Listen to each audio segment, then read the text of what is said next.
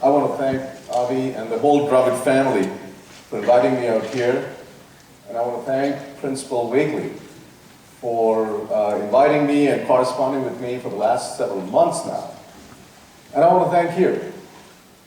You know, I have a daughter who's a senior in high school, and I know how awake she is at 8 o'clock in the morning. And the fact that you guys are all here wide awake and cheering, it's amazing. It's absolutely spectacular. So I'm going to talk about energy. And but before I do that, I want to share with you a story which sort of bugged me for a while. And this was, I'm going to go back now 13 years. You guys were like 3 or 4 years old at that time. And it was a very momentous occasion. And that was the turn of the century, 1999 to 2000. You guys probably don't remember, do you? 99. Yeah.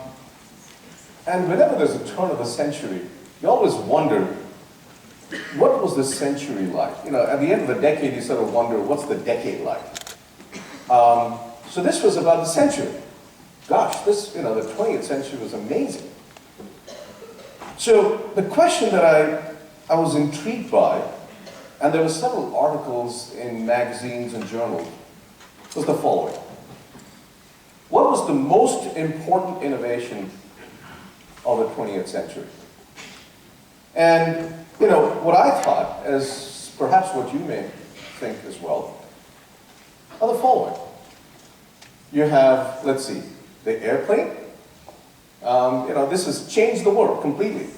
Polio vaccination, electricity, nuclear energy, space. I was born in the 1960s and actually still remember man landing on the moon.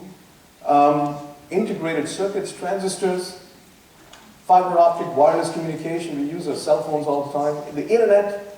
I mean, that is, in each one of these, if you think about it, once they were developed, there was no going back. It just changed the ball game for everyone. And by the way, all of them, all of these were invented in the United States. The 20th century was the American century. It's absolutely amazing what happened in this country.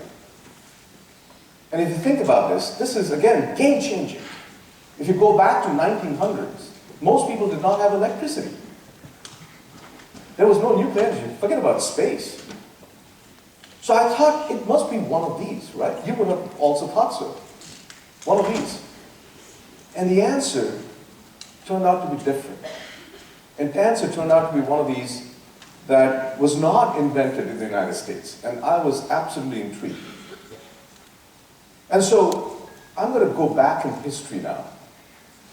And in fact, to the 19th century, end of the 19th century, to this gentleman out here, Sir William Crookes, who was at that time the president of the British Association for the Advancement of Science. And in 1898, he posed a question, and he called upon science to save the world from impending starvation. How many of you have heard this story, by the way? Raise your hands. How many of you have heard this story about starvation in the late 1800s? Good. You won't get bored then. So what was happening out there in the late 1800s was the following. The quality of water, clean water, was improving. So people were living longer and longer, and the population of Europe was increasing. And soon there was a realization that there's not going to be enough food to feed everyone. It's like the most basic thing, food. And there was not going to be enough food. And if you want to understand that, let's go back a little deeper into what are the elements of life? What are we made of?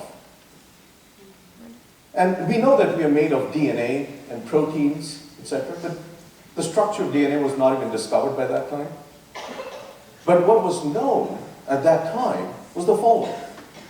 That the elements that make up our life, us, the 4 key elements.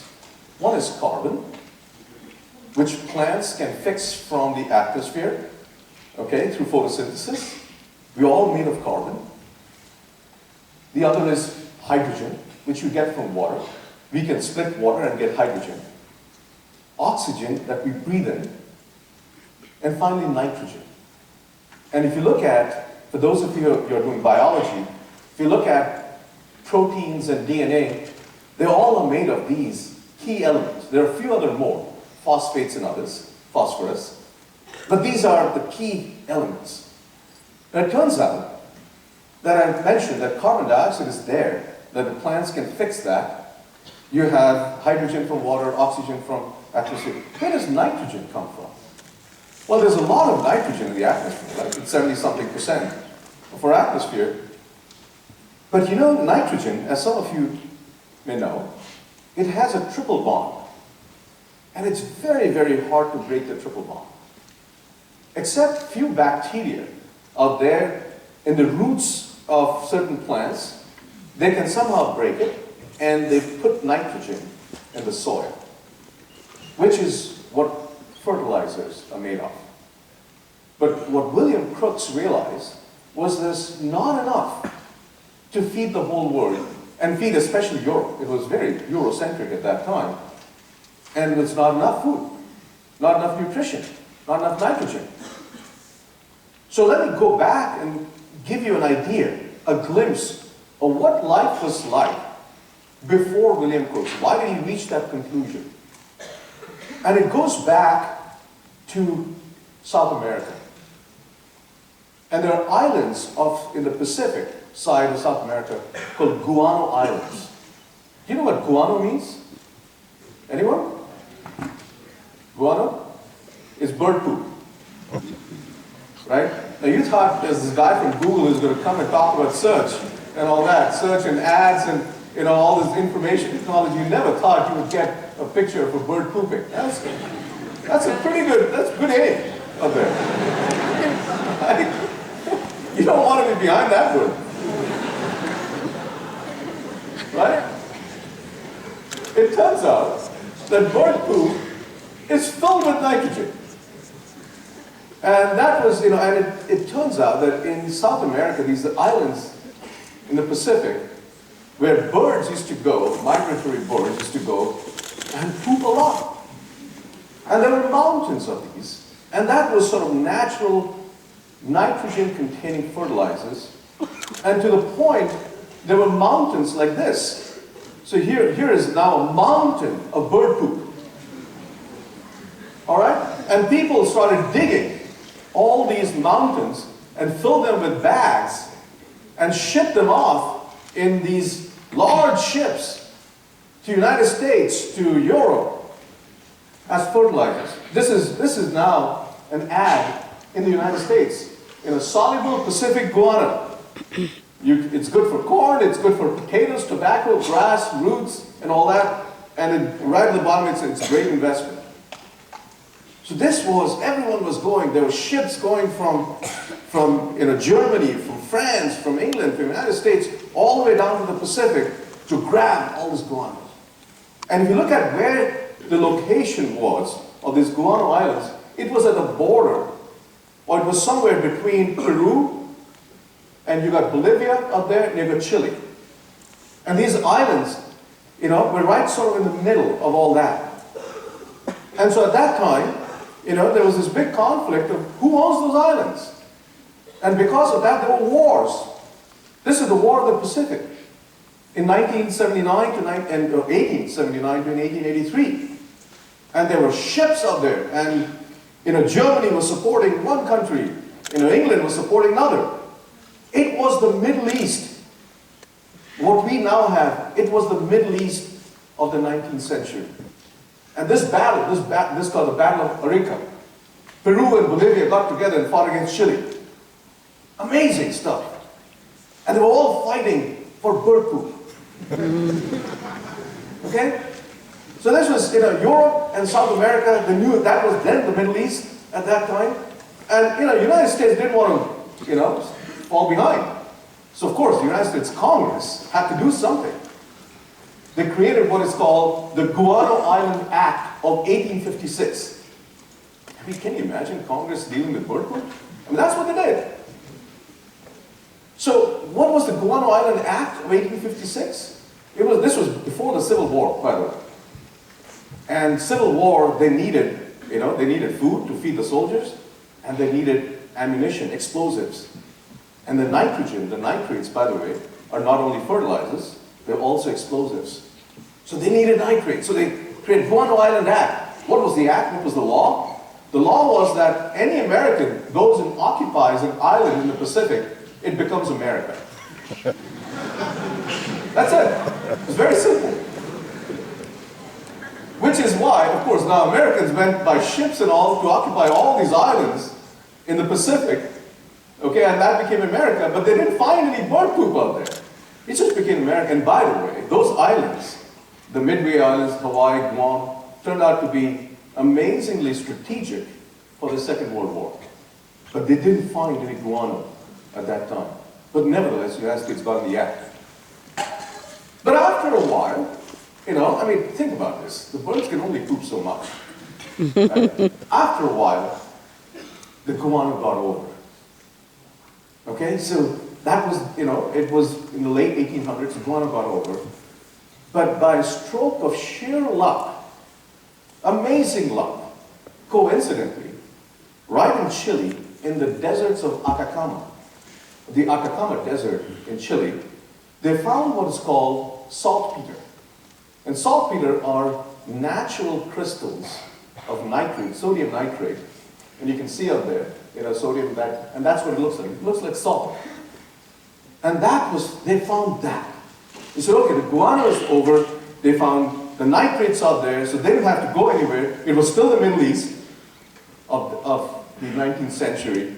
And then, of course, the ads, instead of guano, there were all these Chilean saltpeter ads, Chilean nitrates.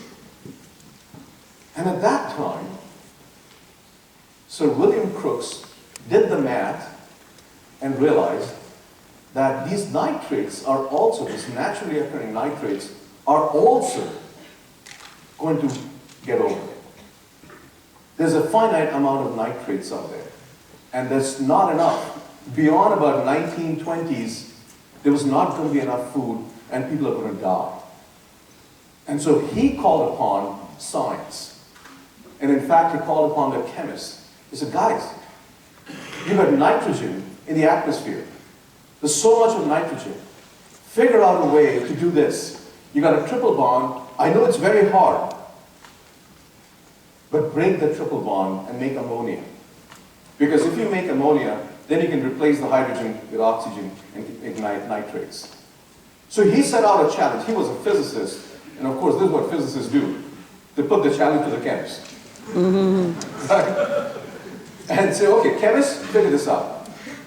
And there was a mad rush of scientists to go into science to figure out how to break the triple bond of nitrogen and make ammonia.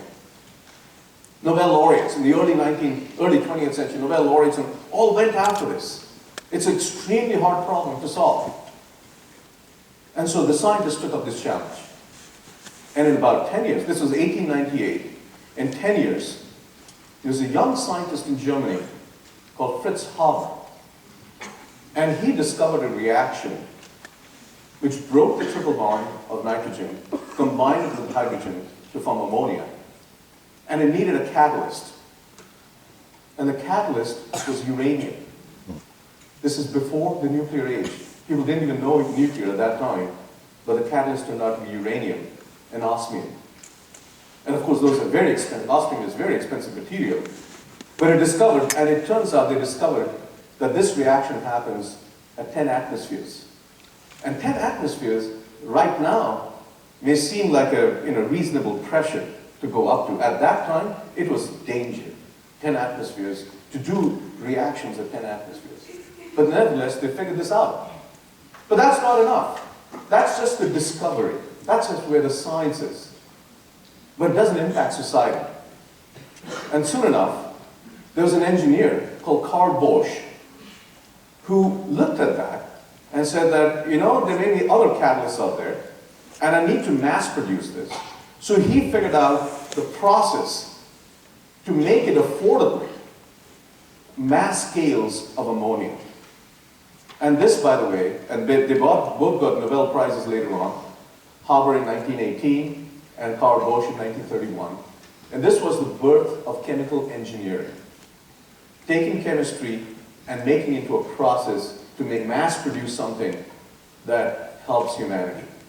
And this reaction, this process is called the Haber-Bosch process. Very famous. And there's a wonderful book, if you're interested, called The Alchemy of Air. They basically took nitrogen from the atmosphere and they made artificial fertilizers. That was the book. And by the way, there's an amazing story about these two individuals. Fritz Haber was Jewish in Germany. And it so happens that because he was Jewish, he wanted to help the military because he wanted to be part of the system. He's also the inventor of chemical warfare, Fritz Haber. And Karl Bosch was German. He's not Jewish, but he didn't want to do anything with the military. He just wanted to make money. He was the Larry Page of that time. All right? So he wanted to get away from the military, but at that time, this was 1913. Guess what happened in 1914? Germany declared the First World War because they were able to, in one stroke of genius, they were able to feed the soldiers and make bombs at the same time because the same nitrates could do both. But anyway, that was the history, and if you're interested, read this book. It's amazing. The question is, why is this considered the most important innovation of the 20th century? It's because of the following. The population, and this is, by the way, is the 100th anniversary of the Haber-Bosch process. In 100 years, the world population went from 1.6 billion people to 7 billion people today. And by the way, the nitrogen fixed by the Haber-Bosch process is within each of us in this room. That invention, that innovation is embedded in each one of us. We are carrying that, which is why it is called the most important innovation of the 20th century, because at the end of the day, it's all about people. It's all about how science and engineering affects people. And to carry that invention, we don't carry a chip, integrated circuit, or nuclear energy within us. We don't carry airplanes within us. But we carry the Haber-Bosch process within us all the time. And that's why it's, at the end of the day, that's what matters. And by the way, because they made all the saltpeter and all completely obsolete, this is what the Chilean saltpeter factories look like today. They just completely made it obsolete. So then the question I would ask you is the following. What will be the most important innovation of the 21st century, knowing that the most important one has to affect people? Now, I'm going to quote one of the most famous American philosophers who had an answer for this, and that is Yogi Berra. It's hard to predict, especially the future. It's very hard to predict. But we can always look at the past. So I'm going to go back in history now and tell you where we have come from. And I'm going to go back to the birth of the United States. If you think about, you have all learned history, American history, right? The Revolutionary War, George Washington, Thomas Jefferson, Declaration of Independence, and all that. Well, let's see what life was like. If you look at this, you find that George Washington was moving around on horseback, and at that time, the way they used to light rooms and buildings was using that lamp up there, and guess what the fuel was? Anyone knows what the fuel was? Yep. Whale oil. Exactly right. Whale oil, blubber, was used to make oil. This was before kerosene. Kerosene came from the ground, and they had not discovered that there was oil in the ground. And that was discovered in 1862 in Pennsylvania, that oil could come out of the ground. So this was whale oil. This is what life was like. People used to walk, So people didn't put on weight at that time because they would walk. There are no pedestrians today, by the way. But there used to be at that time, or people used to go on horseback or horse carriages. And whale oil for lighting. And if you look at the history of the United States, it coincided with one of the most remarkable periods of human history. Why? Because today, all this 240 years of development and innovation, this is what we have today. We have gone from horsepower to horsepower. We drive, some of you, many of you have driven to school today in cars that have essentially 200 or 300 horses in front of you, made compact into an engine. I flew from California yesterday with 10,000 horses, bringing me here in about 4 hours, what would have taken a month during the times of Washington and Jefferson. And the way we light ourselves today looks like this. We don't quite use whale oil. We have a grid, electricity grid, which goes back to Tesla and Edison in the beginning of the 20th century. This is what life, and people during the times of Washington and Jefferson or even Lincoln had no clue that we'll be living in this world today. And this 250 years is a very short time in human history which spans 10,000 years or more. Okay? So this is amazing what has happened. And this is clear because if you look at prosperity in terms of economic wealth, that's gone up exponentially. And that has also coincided, by no accident, by the exponential use in energy. Productivity, GDP, and energy are highly correlated. And so far, most of it has been by fossil energy. But 80 to 90% have been by fossil energy. Right? So that's been the world, the last 250 years. Now what you may be interested in is what is the world going to be in the next 50 years? You guys, I won't be alive, but many of you, most of you will be alive in the next 50 years. What's the world going to be? Well, today we have 7 billion people, so let's look at world population. You see that little, note the arrow with Haber-Bosch process out there? That's when Haber-Bosch process happened and the world population exploded. And today we have 7 billion people. And by the end of this century, or by 2050, we're going to have 9 billion people, and by 2100, we're going to have 10 billion people. So in the next 50 years, we're going to have increase in the next 50 years will be more than twice the population of China. That's the world that you guys are going to inherit. Okay, we're going to add 2 more billion people, so twice the population of China is going to go in the world, and 99% of that is not going to be in the United States, not going to be in Europe, but it's going to be in the rest of the world, in the developing economies. That's the world of the future. So let's see where electricity is today. So if you were to take a picture of the Earth from space at night and stitch it together, obviously it's not night everywhere, but if you stitch it together, this is what it looks like. This is, you got the United States, you can see it's bright, you can see the coastline of Europe, people mostly live in the coast, etc. But if you look at this and overlay on top of that, where people are, the population, this is what it looks like. I hope it comes out right. You can see the red color, or the darkish color is where the people are.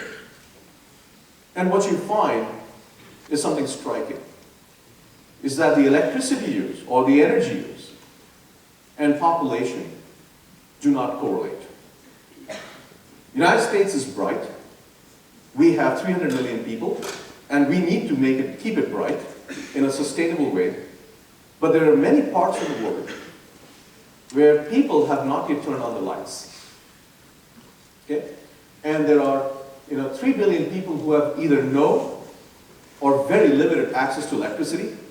As I said, by 2100, additional 3 billion people will be added to the same regions that do not have access to electricity And there's going to be massive level of urbanization in these developing countries. That's the world of the future. And you may think of that as a challenge. It is a challenge to manage that, to provide the electricity or the energy for those people, because they want to improve their lifestyle too, like we all do. But that's also one of the biggest business opportunity of the 21st century. How do we do that in a sustainable way? The question one may ask is that, okay, if energy is needed, do we have enough energy for the 21st century? And if so far in the past, in the 20th century, it's all been about fossil energy, the last 250 years, it's all been about fossil energy, do we have enough fossil energy in the 21st century? And so that's the question I pose out here. And the answer is absolutely yes. These are the oil reserves and the gas reserves. And the one on the right-hand side is the gas reserves without counting US shale, which has been the biggest boom in the last 5 or 10 years. And what you find is that there is no peak in this, because the technology for discovery of fossil fuel and extraction of fossil fuel affordably just keeps on improving and keeps pace and goes ahead of the demand for fossil fuel. So we have enough fossil fuels out there. We don't have to worry. The question is, what are the consequences of fossil fuel? And I suspect some of you know this, many of you know this, is that when you burn carbon dioxide, when you burn carbon, combined with oxygen, you get carbon dioxide. Carbon dioxide is a greenhouse gas. What do I mean by that? Well, solar radiation is on the order, the wavelength is about half a micrometer. It comes to the ground, it gets absorbed, the earth heats up, and the radiation that goes out is on the order of, the wavelength is about 10 microns, but carbon dioxide reflects 10 microns. So that energy is kind of trapped, and the temperature keeps increasing. And the global average temperature, if you look at the data, you may have seen this before, it keeps on, there's the CO2 level, over the last now 1,000 years, the CO2 level and the temperature is going up. And if you concentrate on the last 250 years, that arrow is where the Industrial Revolution started. The United States was formed.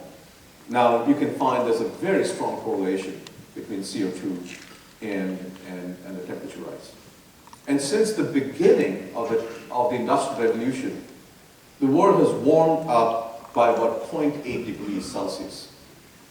Now most of you, if I tell you 0.8 degrees, my bedroom changes by 2 degrees all the time, or 5 degrees.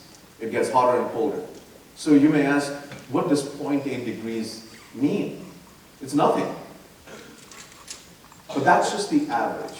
And most people look at the average and sort of ignore it. Well, I'm going to show you the distribution. The average is just the mean. But as you know, the temperature fluctuates. So I'm going to show you a movie of the distribution of temperature, the deviation from the average. So this is some statistics now. And those of you who have done statistics know that when you look at deviations, they follow what is called the Gaussian distribution. How many of you have heard of Gaussian distribution? Many of you, right? So it's a bell curve. In some regions, some summers are hotter, some summers are cooler. So if you put all that, you'll get a bell curve. And initially you're going to see a theory, just a prediction of bell curve. The red is going to be hot, the blue is going to be cold, some summers are hot, some summers are cold. Or a given year, in certain location, some summers are hotter and the others are colder. So this is what it looks like. This is the theory, and now you're going to see the data of this. Look at the movie, 1950s, 60s. It's still fluctuating. Some summers are hotter or colder. It's sort of, and look now what happens to the distribution. Look where it's going. Now certainly, the mean, the average has moved. And that's the 0.8 degrees I was talking about. But that is just a small part of the story. Because the whole distribution is moved. And on the x-axis out here, you find it's normalized by the standard deviation. Now for a Gaussian distribution, to reach 3 sigma, or 3 times the standard deviation, the probabilities are really low. But see what's happening. we are reaching not only 3 sigma, we're reaching 4 and 5 sigmas at probabilities which are unheard of. What does that really mean? These are the heat waves. So last year we had a heat wave in the Midwest. You guys probably felt it. It was really hot, right? And that heat wave was worse than the 1930s Dust Bowl. There's a lot of, by the way, there's a lot of folk music on the Dust Bowl in the 1930s, right? So this was the worst summer that happened over the last 100 years. Before that, there was a heat wave in Moscow where 70,000 people died. And the United States last year, we lost agriculture, we lost livestock because of that. There's economic impact of that because of the heat wave. So the effect of that is the average is just part of the story. The rest of it is all sort of non-linear. The impact is way more than just 2 or 3 sigma. And that's what's going on. So if you ask the question, so one may ask the question as follows. If you go back to the beginning of the Industrial Revolution, we've been at it for the last 240 years, 250 years or so, the life of the United States.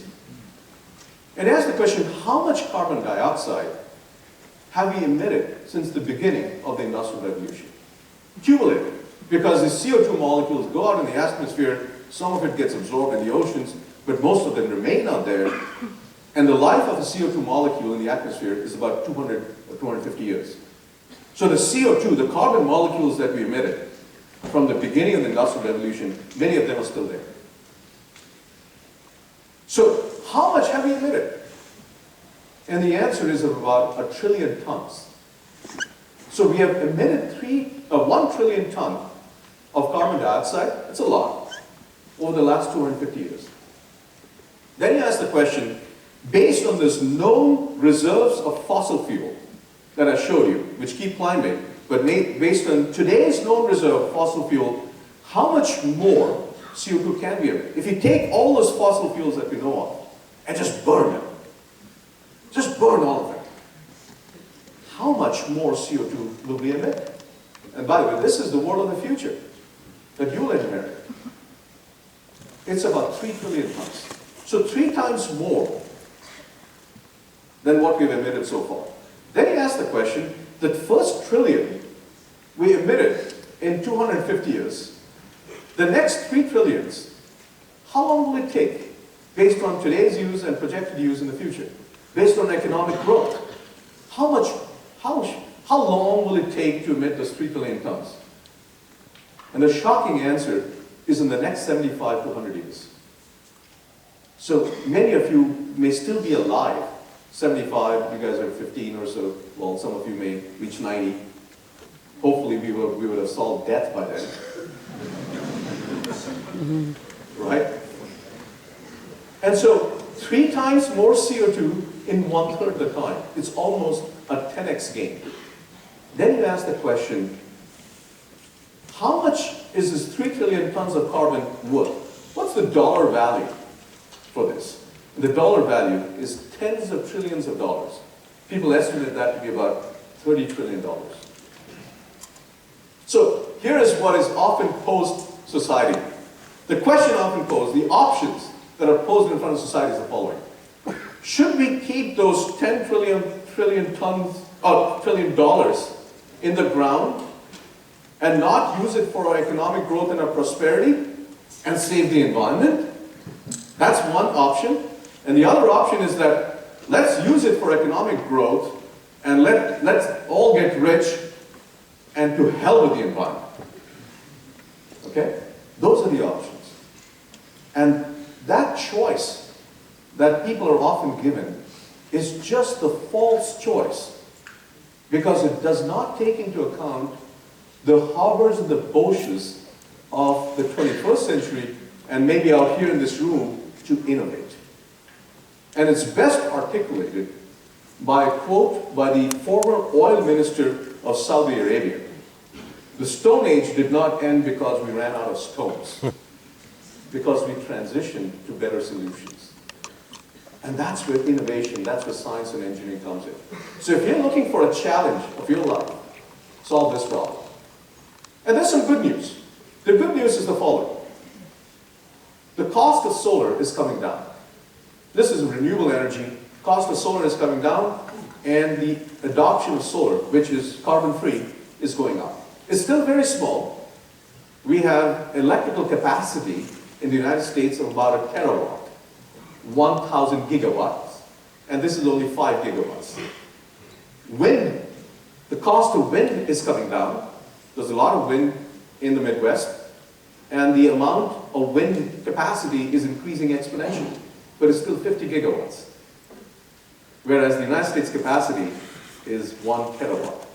So there's a long way to go, but it's starting now. But if you look at, and by the way, these are all intermittent sources, so you need some storage.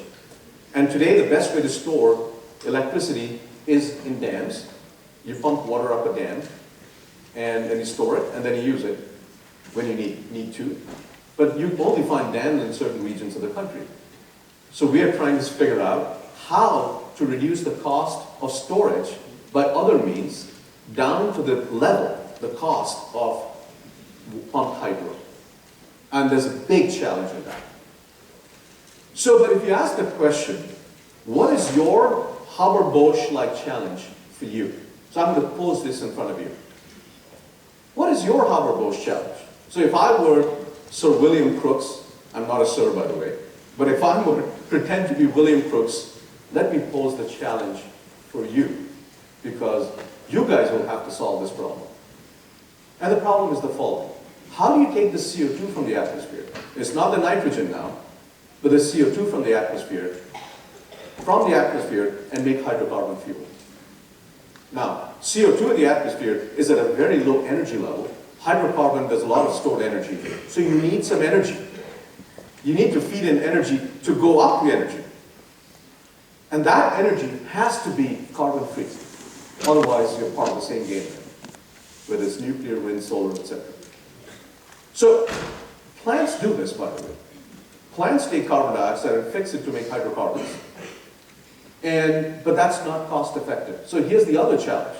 Not only do you have to do this, figure out whether there are other catalysts and how to put the energy in to do it, how do you make artificial photosynthesis, if you can, to do this, but do it at a scale and at a cost that is cheaper than gasoline. Gasoline today is about $3 or $3.50 a gallon. In California, it's about $3.50 a gallon. Can you do this at a cost that is less than $2 a gallon? If you could do this, you have changed the world. And most people think that this is really difficult, this is really impossible, I don't think this is going to happen, there's a lot of naysayers. But there's nothing in science that says this cannot be done, because plants are already doing it. It's just that plants are inefficient. So it's for you scientists out here and engineers to not only discover how this could be done, but how to mass produce it, just like Haber and Bosch did it together in the early part of the 20th century. This is your challenge. Now, you may find a lot of naysayers. And in history, there have been a lot of naysayers, and I'm going to give you some quotes of what the naysayers might say. But you got to believe in it and do it. So let me give you some infamous quotes, predictions from the past. The infamous prediction, one of them, is the following. This is Lord Kelvin in the 1890s. Radio has no future. X-rays will prove to be a hoax. And heavier than air flying machines are impossible. Now, he was opinionated. He was a very famous scientist. He was opinionated, but he was completely wrong. So a lot of famous scientists may come and say, oh, that's not possible. Don't believe them, because it doesn't violate the laws of nature. Look at the data, not the dogma. Now, he almost convinced everyone, including Wilbur Wright, who in 1901 said that man will not fly for 50 years. I'm glad he didn't take himself too seriously. Otherwise, we won't have flying machines.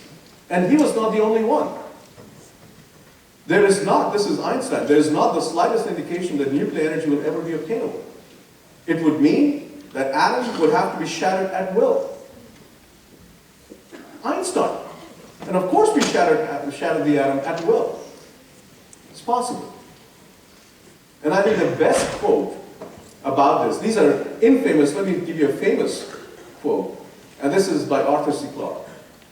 Any sufficiently advanced technology is indistinguishable from magic. And it's for you guys to do some magic in the 21st century to create the hoverboat-like thing of the 21st century. So let me stop here. Thank you very much. Appreciate it. Love to answer some questions.